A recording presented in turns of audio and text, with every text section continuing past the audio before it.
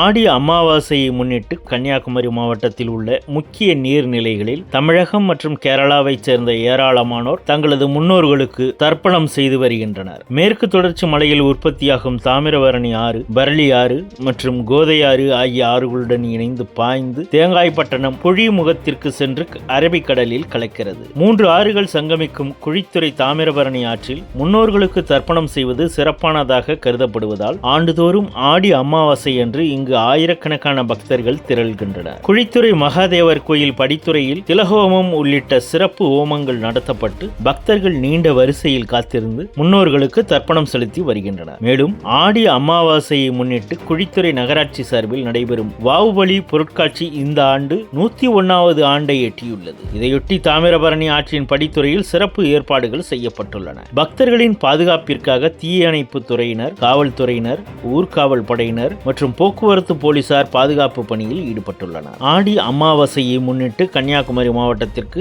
உள்ளூர் விடுமுறையும் அறிவிக்கப்பட்டுள்ளது. இதேபோல் கோதையாற்றில் திருப்பரப்பு அருவி அருகிலுள்ள மகாதேவர் ஆலய படித்துறை, பரளி ஆற்றில் அருவிக்கரை, தாமிரபரணி ஆற்றில் கண்ணக்கோடு ஸ்ரீ கிருஷ்ணர் கோயில் படித்துறை, திக்குறிச்சி மகாதேவர் ஆலய படித்துறை உள்ளிட்ட மாவட்டத்தின் பல்வேறு நீர்நிலைகளிலும் பொதுமக்கள் முன்னோர்களுக்கு தர்ப்பணம் செலுத்தி வருகின்றனர். அதிகாலை தொடங்கிய தர்ப்பணம் செலுத்தும் நிகழ்வுகள் நள்ளிரவு வரை நடைபெற உள்ளன.